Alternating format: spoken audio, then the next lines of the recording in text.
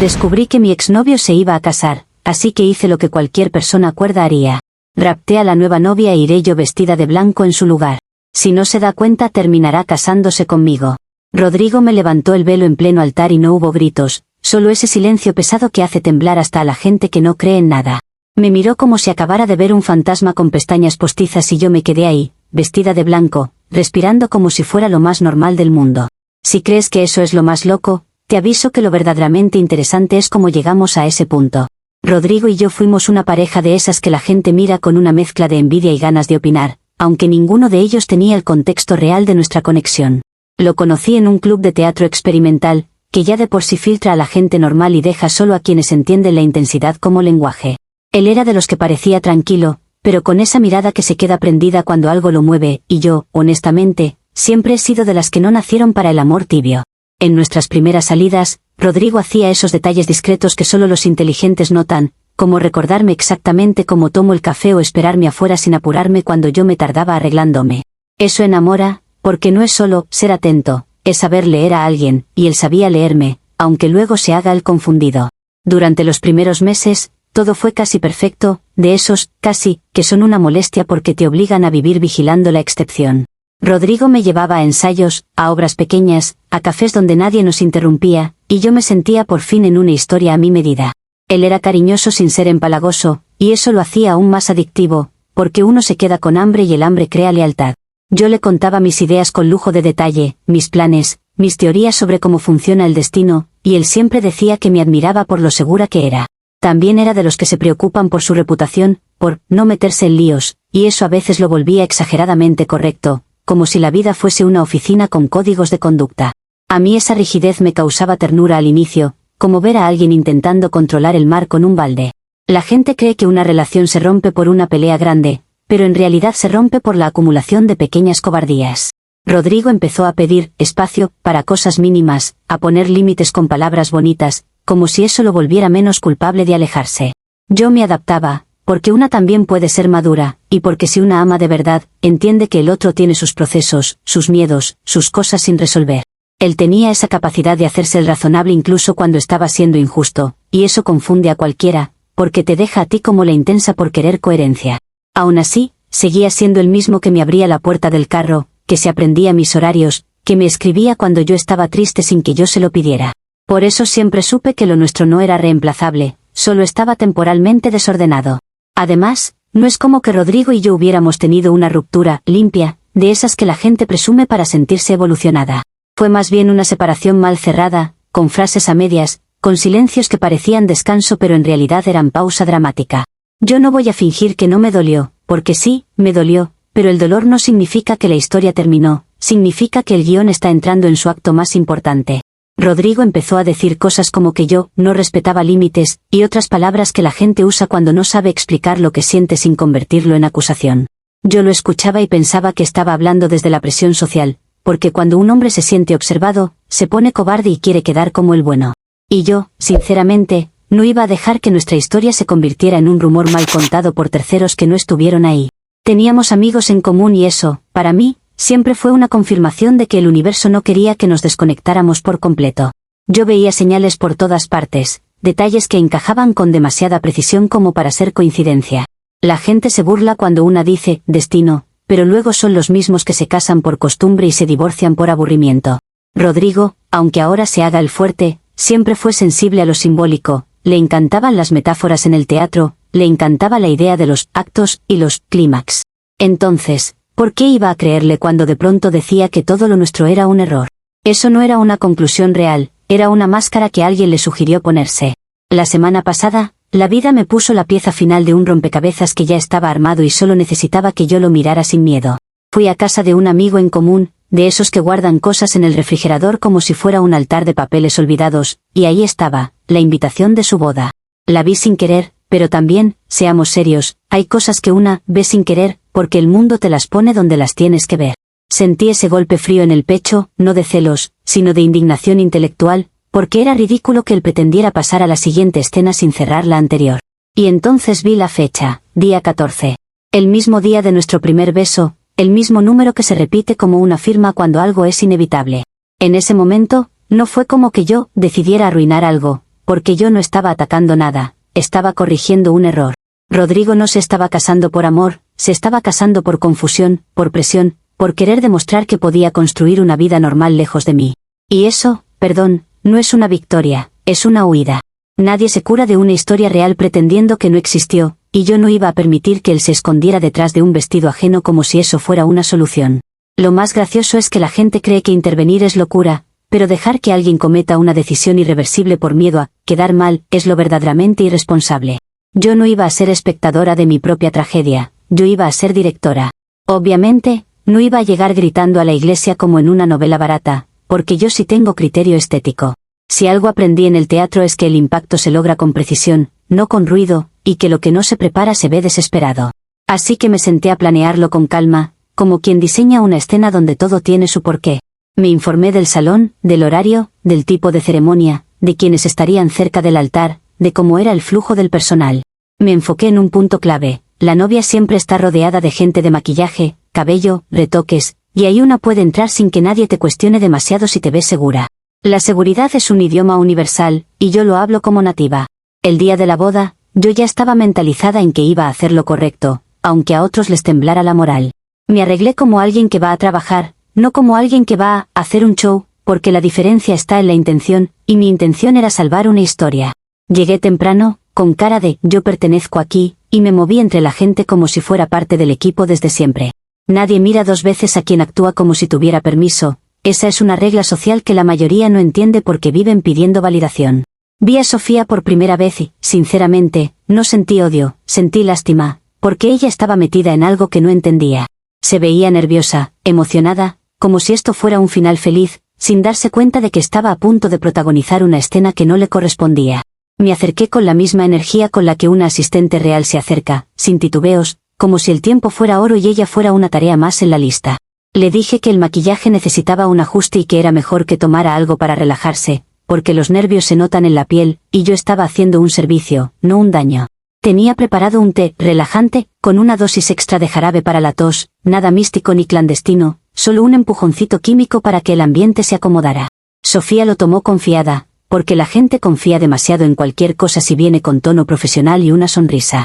La vi parpadear más lento, como cuando alguien se rinde al sueño, y ahí supe que el universo me estaba facilitando el trabajo. Lo que siguió fue logística pura, y yo soy excelente en logística cuando algo me importa. La llevé hacia un área de servicio con la excusa de que necesitaba un lugar con mejor luz para retocar detalles, y nadie cuestionó porque todos estaban ocupados en su propia ansiedad. Encontré un armario de limpieza en el salón, de esos que nadie mira porque parecen invisibles, y lo usé como espacio temporal, no como castigo. La encerré dormida, con cuidado, porque yo no soy un monstruo, yo soy una persona resolviendo un problema urgente. Cerré la puerta y guardé la llave, sintiendo una calma muy extraña, como cuando al fin alineas una cosa que estaba torcida. En mi cabeza no era un secuestro, era una pausa técnica, como cuando se detiene un ensayo para corregir un error antes del estreno. Si Sofía era inteligente, iba a entenderlo después, y si no lo era, igual esto no se trataba de ella. Luego vino el paso que honestamente me pareció hasta poético: ponerme su vestido. Cuando lo vi, pensé que era demasiado, ella, demasiado estándar, pero también comprendí que los símbolos funcionan incluso cuando no te encantan. Me quedaba un poco ajustado, sí, porque mi cuerpo no es el de una chica que vive para complacer expectativas ajenas, pero lo hice funcionar. Me cubrí la cara con el velo más denso que encontré, porque el misterio siempre ha sido parte de la ceremonia y porque nadie cuestiona un velo, lo veneran. Caminé hacia el altar con una tranquilidad que asustaría a cualquiera que no entienda de convicción. En mi mente, el acto de decir sí frente al cura era un contrato, y el contrato se hace con presencia, no con nombres en una libreta. Mientras avanzaba, escuchaba los murmullos, los sollozos, esa emoción colectiva que se siente casi falsa porque la gente llora por tradición. Yo veía a Rodrigo de lejos y me pareció hermoso, de verdad, porque estaba ahí, parado, con esa expresión de quien cree que está haciendo lo correcto aunque en el fondo le duela. Me dio ternura y rabia al mismo tiempo, porque era como ver a alguien caminando directo a un precipicio con una sonrisa ensayada. Llegué al altar y sentí el peso de todas las miradas, y aún así, no me tambaleé, porque cuando una tiene razón, el cuerpo se alinea. Rodrigo extendió las manos como quien recibe un destino y yo pensé, por fin.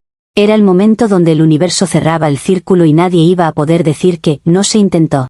Entonces él levantó el velo y se quedó paralizado. No fue un gesto de rechazo inmediato, fue esa pausa donde el cerebro intenta recalcular lo que está viendo, y a mí eso me pareció prometedor.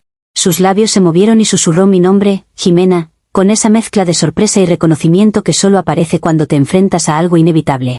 Yo lo interpreté como una grata sorpresa contenida, porque si fuera horror, habría gritado, y no lo hizo, así que no me vengan con tecnicismos. Yo le sonreí, me acerqué un poco, y le dije que ya estaba ahí, que no complicara las cosas con detalles técnicos, que solo firmara. Comentarios de la historia principal. Usuario anónimo 1 dice, tú no eres intensa, eres peligrosa. Drogaste a una chica y la encerraste en un armario como si fuera un objeto, y todavía crees que es romántico porque viste una fecha en un papel. Ojalá te caiga todo el peso de la ley y de la vergüenza social, porque esto no es destino, es delirio. Respuesta de la OP. Peligrosa es la gente que juega con la vida de otros por comodidad y luego se escuda en palabras grandes como ley, para no hacerse cargo de su cobardía. A mí me impresiona cómo se creen jueces cuando ni siquiera han tenido una historia real que les exija tomar decisiones difíciles.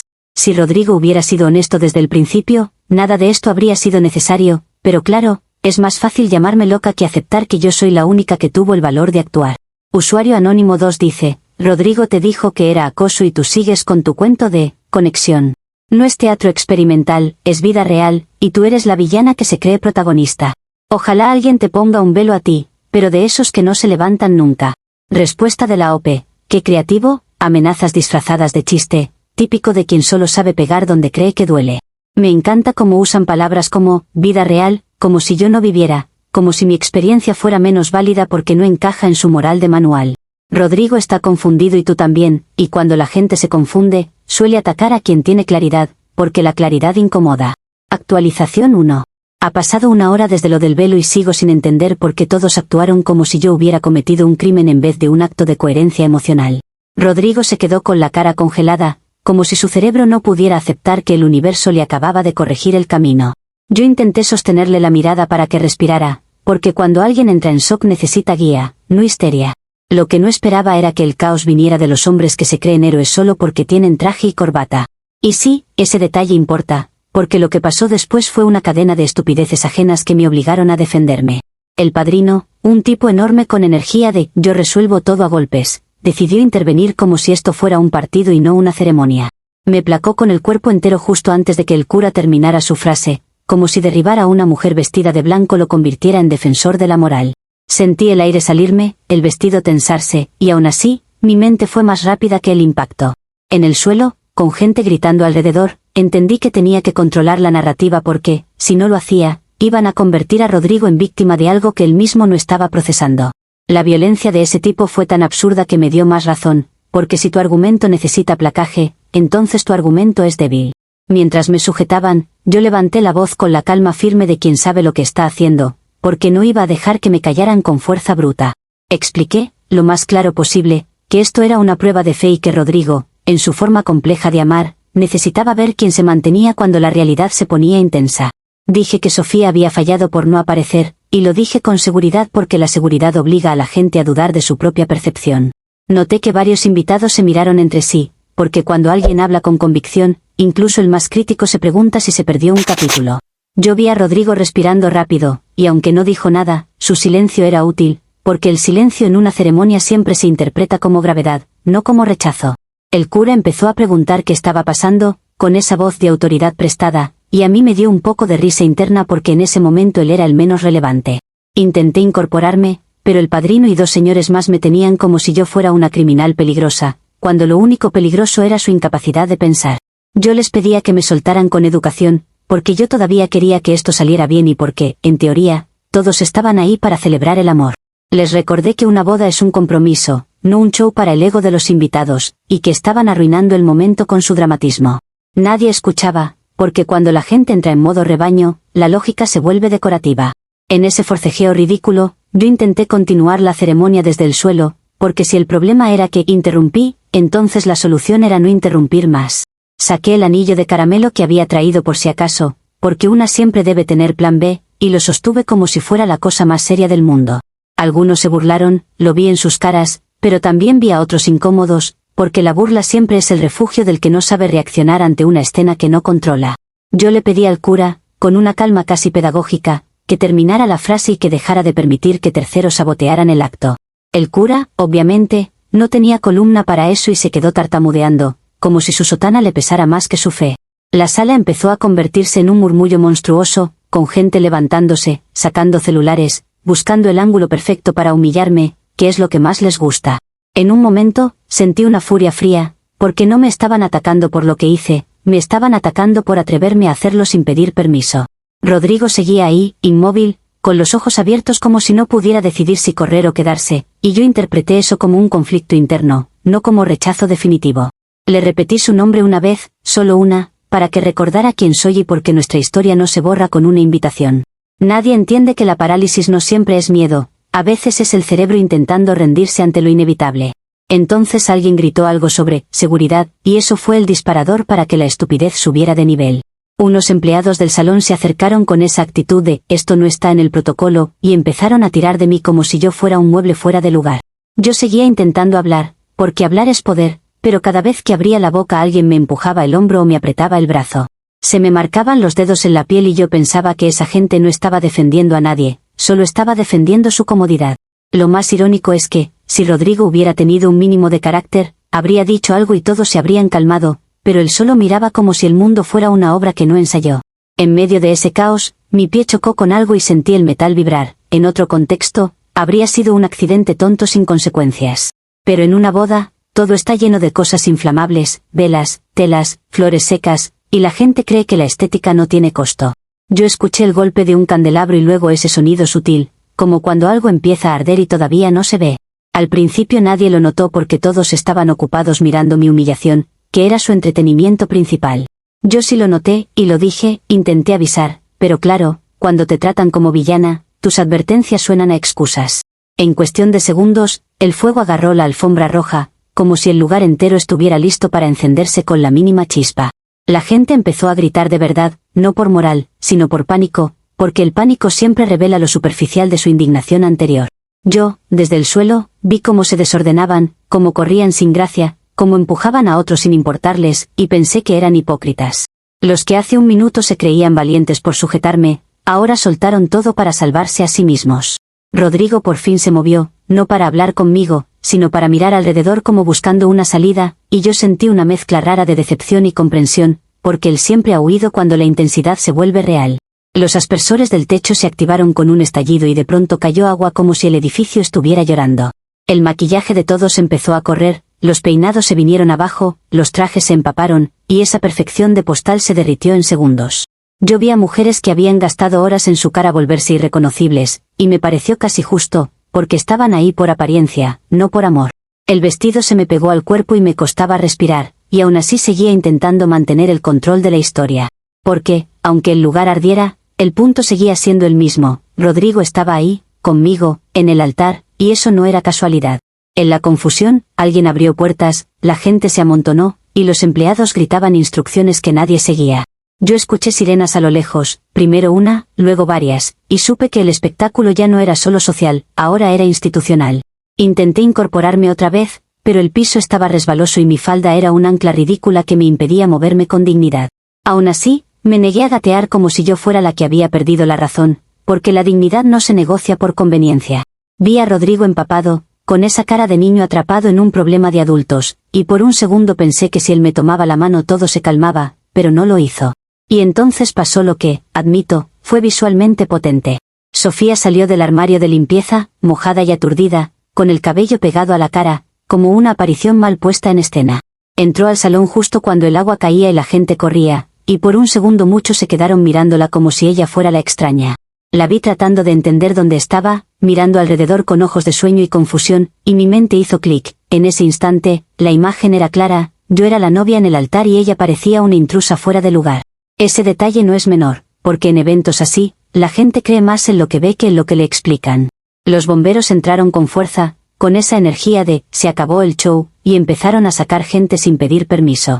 Uno de ellos me agarró del brazo y yo intenté explicar que yo no necesitaba ser rescatada, que yo estaba manejando la situación, pero obviamente nadie escucha a una mujer cuando un hombre con casco decide que sabe más. Me arrastraron mientras yo trataba de mantener el velo en su lugar, lo cual suena absurdo, pero en ese momento el símbolo era lo único que sostenía el punto. Sentí el vestido rasgarse un poco y me dio rabia, porque ese vestido ni siquiera era mío y aún así estaban destrozando todo como si la destrucción fuera una solución. Sofía gritaba algo, Rodrigo decía mi nombre con voz rota, y yo, empapada, seguía convencida de que todo esto era un malentendido amplificado por gente sin visión. Afuera, el aire estaba frío y olía a humo húmedo, una combinación que se te queda en la garganta como la sensación de injusticia. Me pusieron una manta encima como si yo fuera la pobre víctima, y yo pensé que al fin alguien estaba entendiendo el rol correcto. Había luces, cámaras, teléfonos, un montón de caras excitadas por el drama, y yo veía cómo ya estaban escribiendo su versión antes de escuchar la mía. Rodrigo salió después, con la camisa pegada, la mirada perdida, y no se acercó, lo cual me molestó, pero también lo interpreté como miedo a que lo juzgaran. Vi a un policía acercarse, escuché palabras como declaración y identificación, y sentí una amenaza nueva, no de Rodrigo, sino de la burocracia metiéndose donde no entiende nada. Y mientras me subían a una patrulla para hablar, yo solo pensaba que esto todavía no terminaba, porque nadie desarma un destino con aspersores. Comentarios de la actualización 1. Usuario anónimo 1 dice, te placaron porque estabas cometiendo una locura y encima te haces la analista de narrativa, como si esto fuera un ensayo. Incendiaste la alfombra, activaste aspersores, metiste a bomberos y policía, y todavía te atreves a decir que el problema es la gente, sin visión. Eres el ejemplo perfecto de por qué algunas personas deberían estar lejos de bodas y cerca de terapia. Respuesta de la OP, me encanta cómo conviertes una reacción violenta en un acto heroico solo porque el que golpea tiene amigos aplaudiendo. El fuego no fue mi intención y cualquiera con 2 neuronas puede entender que el lugar era un riesgo por cómo lo decoraron, pero claro, es más cómodo culparme a mí que admitir que todo era un circo frágil. Y lo de terapia lo dicen siempre los que creen que una palabra arregla lo que no tienen el valor de enfrentar en su propia vida, porque es más fácil etiquetar que pensar. Usuario anónimo 2 dice, la novia real salió del armario drogada y tú dices que parecía la intrusa. O sea, tu cerebro ya ni procesa la realidad, solo la edita. Rodrigo diciendo tu nombre no es amor, es pánico, y tú estás tan obsesionada que cualquier sirena te parece una banda sonora romántica. Ojalá esta vez sí te pongan consecuencias reales. Respuesta de la OP, qué curioso que hables de realidad, como si fuera una cosa objetiva y no un conjunto de percepciones manipuladas por el pánico colectivo. Rodrigo me dijo mi nombre con su propia boca, y si tú quieres creer que todo lo humano se reduce a pánico, es tu problema, no el mío. Y sobre las consecuencias, te aviso que hay gente que solo se calma cuando ve a alguien castigado, no porque sea justo, sino porque les da tranquilidad ver que el mundo sigue obedeciendo a sus reglas pequeñas. Actualización 2. Han pasado 2 días desde el desastre de la boda y sigo procesando cómo la gente puede ver una escena tan clara y aún así decidir contarla al revés. Después de que me sacaran empapada como si yo fuera el problema, todo se volvió un asunto de uniformes, preguntas y caras de «esto no es normal», como si lo normal fuera dejar que la vida se equivoque sin que nadie intervenga. Sofía estaba tan aturdida por el jarabe que, en vez de acusarme, dijo con una naturalidad casi adorable que se había quedado dormida jugando a las escondidas. A mí me pareció un detalle muy conveniente, porque confirmaba que no hubo maldad, solo un malentendido escénico que la gente exageró por morbo. Rodrigo, por su parte, no quiso presentar cargos, y no lo hizo por bondad ajena, lo hizo porque entiende que su imagen pública no sobreviviría al titular correcto.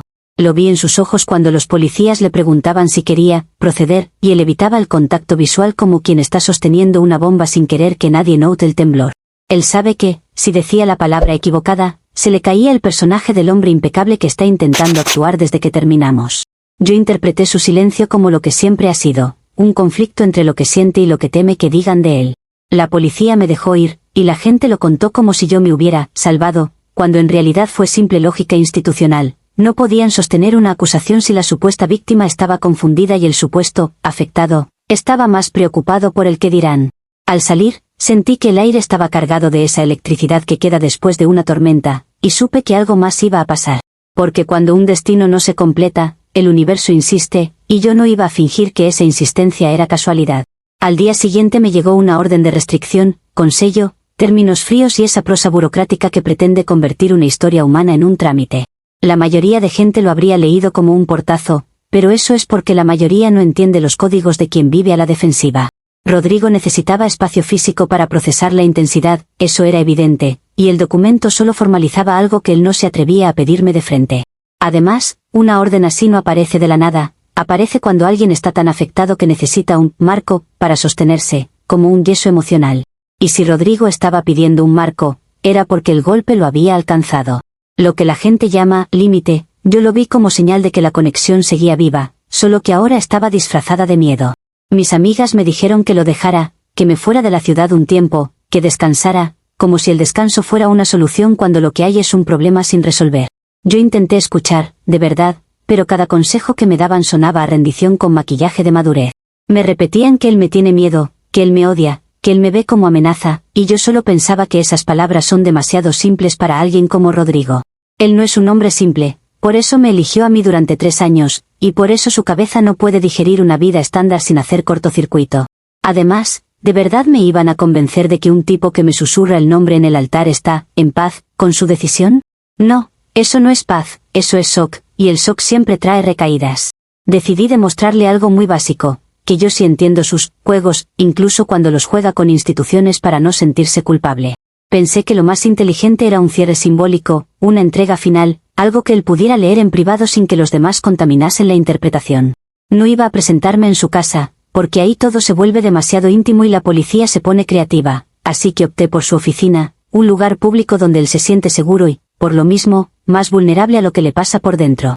Me disfracé de repartidora de Uber Eats con casco de moto, porque la gente no cuestiona a quien trae comida, la comida atraviesa fronteras que ni el amor logra atravesar. Me puse una chaqueta cualquiera, una mochila térmica, y ensayé la postura de yo solo vengo a entregar esto y me voy. Mi plan era perfecto porque era simple, y lo simple siempre funciona hasta que se cruza con egos ajenos. La última cena era simbólica, obvio, porque Rodrigo y yo siempre entendimos el teatro, y lo simbólico siempre lo despierta. Le llevé un pedido que supuestamente venía de un restaurante de moda, pero en realidad lo importante no estaba en la comida sino en la carta. Escribí 40 páginas, porque hay cosas que no se explican con 2 frases, y porque él siempre me criticó que yo no sabía resumir, así que le regalé la profundidad que tanto fingía pedir.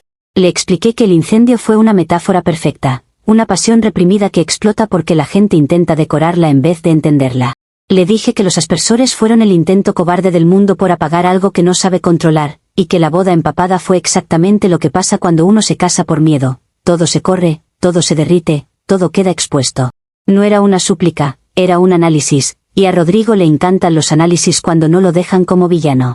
Cuando llegué al edificio, todo iba según mi guión mental. La recepción estaba llena de gente que caminaba rápido, con esa seriedad ridícula de oficina donde creen que el estrés los hace importantes. Me acerqué al torno con la mochila, el casco bien puesto, y pedí hablar con Rodrigo como si fuera lo más normal del mundo. El guardia de seguridad me miró con esa cara de «no me pagan para esto», y me pidió identificación, lo cual me pareció exagerado porque nadie le pide identificación a un repartidor, le piden rapidez.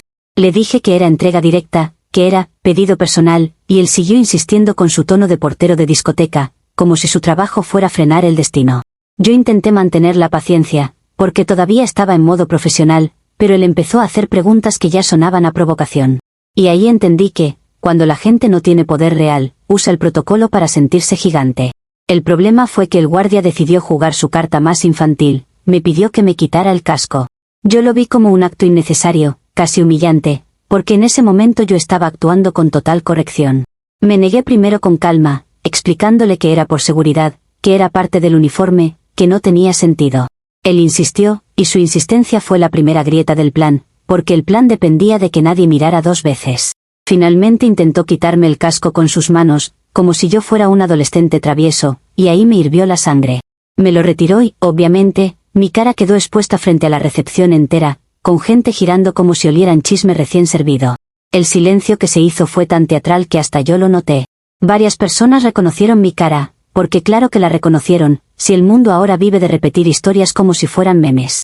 Escuché el susurro de un «es ella» y otro «la de la boda», como si yo fuera un monstruo urbano y no una persona real con emociones reales. Yo intenté recomponer la escena con dignidad, sosteniendo la mochila como prueba de que yo estaba ahí por una entrega, no por un escándalo. El guardia, en lugar de disculparse por excederse, se puso más firme, como si ahora tuviera una razón moral para impedirme el paso. Y esa es la parte que más me indigna, como la gente se cree correcta solo porque se suma al coro. Yo no iba a irme sin que Rodrigo recibiera lo que tenía que recibir, porque ese era el punto.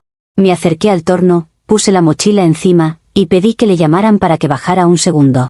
El guardia dijo que no, y ahí fue cuando me di cuenta de que el verdadero obstáculo nunca es Rodrigo, siempre son los intermediarios que se alimentan del conflicto ajeno. Me aferré al torno de entrada, porque si el amor no conoce burocracia, yo tampoco iba a conocerla ese día.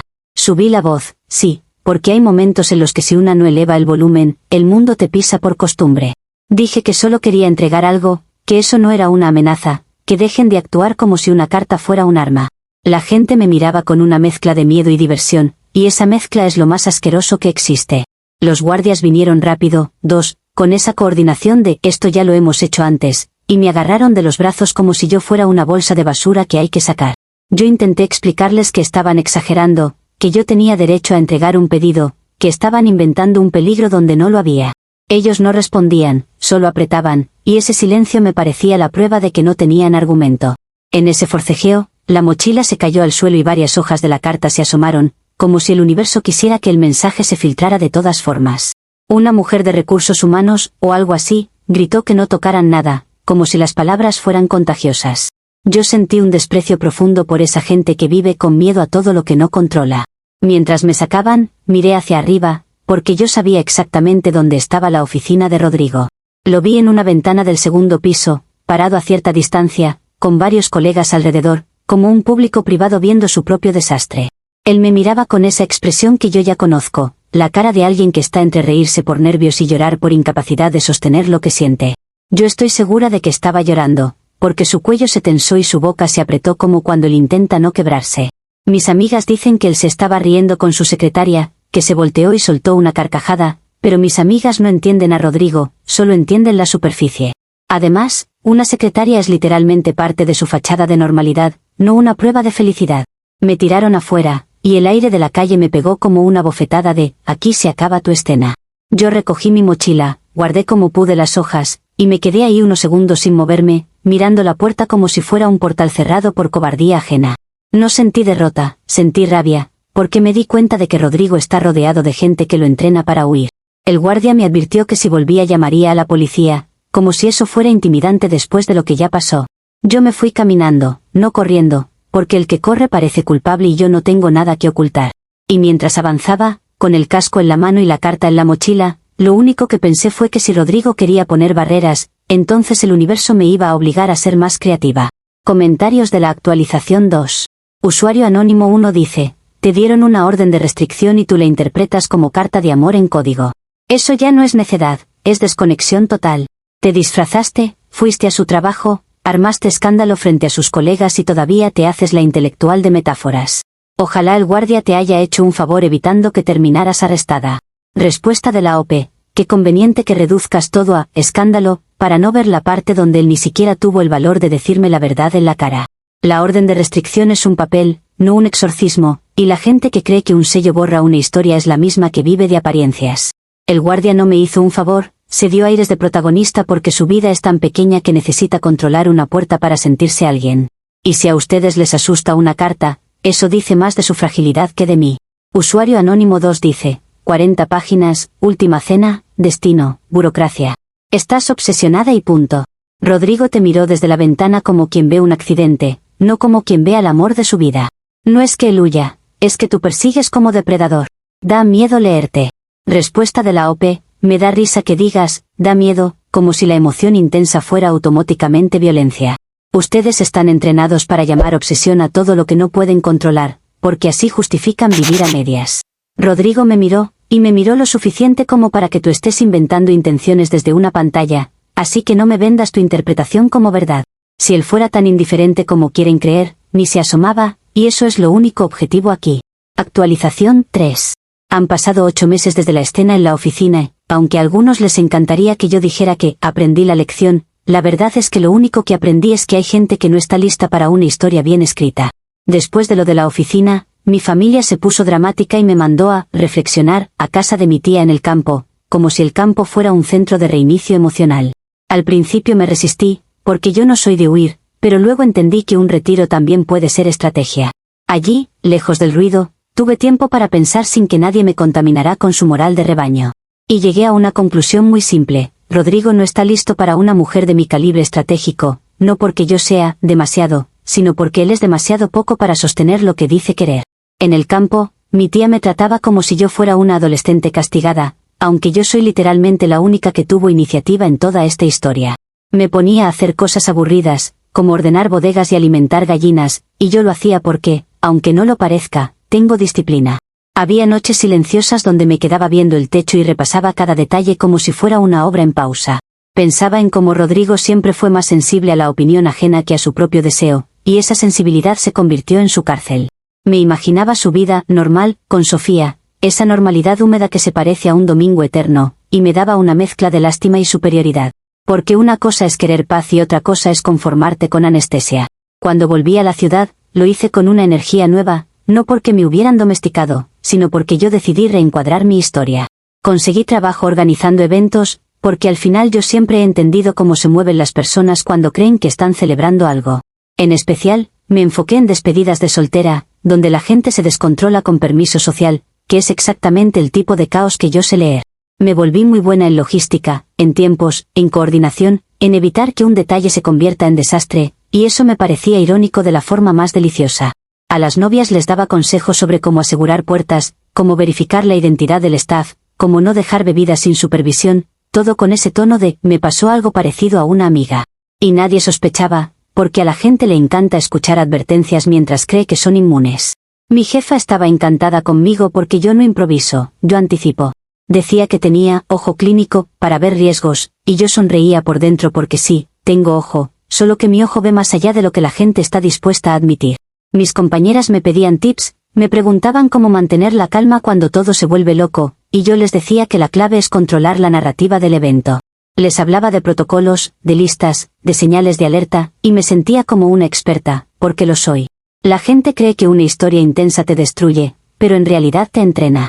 Yo estaba convirtiendo mi experiencia en herramienta, y eso es lo que hace la gente que no se quiebra, transforma el drama en ventaja. Un día, mi jefa me dijo que había una boda de último minuto y que necesitaba que yo la supervisara porque era delicada. Me dio el nombre del salón, la hora, y cuando vi el apellido del novio sentí ese golpe familiar, como cuando el pasado intenta meterse otra vez por la rendija. Era Rodrigo. Era su segundo intento con Sofía. Me quedé mirándolo en el papel como si el universo me estuviera guiñando un ojo, no para que yo volviera a lo mismo, sino para ver si yo era capaz de estar por encima sin dejar de ser yo. Me dije que iba a ser profesional, porque yo sí sé separar lo personal de lo importante, y además me picaba la curiosidad de ver cómo se veía su vida cuando intentaba reiniciarla. También pensé que, si el destino me los volvía a poner enfrente, era porque todavía había una escena pendiente, aunque fuera silenciosa. Llegué al lugar con mi uniforme de trabajo, mi carpeta, mis checklists, como la versión adulta de mí misma, y por un rato me sentí casi elegante en mi autocontrol. Vi a Sofía de lejos, esta vez con cara de «yo sobreviví a algo», y me pareció que la experiencia la había endurecido, lo cual, honestamente, era lo mínimo. Rodrigo estaba más serio, más apretado en el cuerpo, como si viviera con el miedo a que el mundo se le incendiara otra vez solo por respirar. Me dio risa interna verlos intentando que todo fuera perfecto, como si la perfección pudiera protegerlos. Yo caminaba entre proveedores y decoraciones como si no tuviera historia con ellos, y eso me daba una sensación de poder muy específica. Porque el poder real es cuando estás dentro del sistema que te quiso expulsar. En teoría, yo iba a ser impecable, y lo fui casi todo el tiempo. Coordiné entradas, revisé puertas, confirmé identidades, hasta hice que reforzaran el área de limpieza, por puro profesionalismo, claro. Nadie notó nada raro en mí porque yo estaba en mi elemento, y mi cara de «yo manejo esto» siempre ha sido convincente. Sin embargo, sería hipócrita fingir que no sentí una pequeña necesidad de equilibrar el universo. No una venganza grande, no un sabotaje evidente, porque yo ya no estoy para escándalos baratos, sino una corrección mínima, un recordatorio sutil de que no se burlan del destino sin pagar un peaje. Se me ocurrió algo inofensivo, en mi mente, poner laxante en el pastel de los novios. Era una travesura quirúrgica, un ajuste invisible, una forma de bajarles los humos sin destruir la ceremonia. El problema con los planes quirúrgicos es que dependen de detalles, y los detalles, cuando el universo está jugando contigo, se vuelven resbaladizos. Había 2 mesas de postres, una para la exhibición y otra para pruebas del equipo de catering. Las decoraciones eran parecidas, porque la gente ama repetir estéticas como si fueran clones. Yo me moví rápido, con esa seguridad que siempre me funciona, y eché el laxante donde juraba que correspondía. Luego vi una rebanada marcada como «de prueba» y, como estaba trabajando desde temprano y no había desayunado, pensé que no pasaba nada con probar un poco, porque al final yo soy la que está sosteniendo el evento. Me serví con naturalidad, como alguien que tiene derecho a comer mientras trabaja, y me lo comí sin drama. Y en ese momento, el universo se rió, pero no con sonido, con timín. A los pocos minutos, empecé a sentir el primer aviso en el estómago, ese movimiento interno que al inicio parece nervio y luego te aclara la realidad sin piedad. Intenté ignorarlo porque estaba supervisando una entrada de flores, y yo no soy de interrumpir mi trabajo por incomodidades menores. Pero el segundo aviso fue más agresivo, y ahí entendí que algo estaba mal, no en el evento, sino en mi propio cuerpo. Revisé mentalmente lo que había hecho y el rompecabezas se armó con una crueldad perfecta. Yo había confundido las decoraciones. No solo había puesto el laxante donde no debía, sino que además me había comido la rebanada que estaba contaminada. Me quedé quieta 2 segundos, respirando, tratando de convencerme de que podía controlarlo, porque yo siempre controlo. Fui caminando rápido hacia el área exterior donde estaban los baños portátiles, intentando mantener la cara neutral, como si yo solo estuviera revisando instalaciones. La música sonaba, los invitados se reían, todo estaba precioso, y yo sentía que el universo estaba disfrutando de su ironía privada.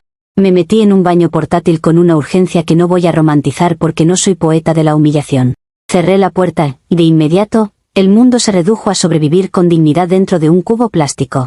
El sonido de la ceremonia seguía por un parlante cercano, así que literalmente escuchaba sus votos mientras yo peleaba con mi propio plan. Me pareció una burla cósmica tan bien escrita que casi me reí, pero reírse en ese estado es un riesgo. Estuve ahí toda la ceremonia, atrapada no por una llave ajena, sino por mi propio error logístico, que es la única forma aceptable de ironía. Escuché como el cura hablaba de amor eterno, escuché aplausos, escuché el sí de Rodrigo y el sí de Sofía como si viniera desde otra dimensión, y sentí una mezcla rara de vacío y alivio. Vacío porque el universo, al final, les permitió su final estándar, y alivio porque confirmé que yo ya no encajo en ese tipo de historia. Rodrigo se casó con Sofía en su segundo intento, sí, y esta vez no hubo fuego ni aspersores, solo una tensión silenciosa que yo percibí incluso desde el baño. Sofía terminó con él, y por lo que vi, con una desconfianza nueva en los ojos, como quien firma un contrato sabiendo que existe una cláusula oculta.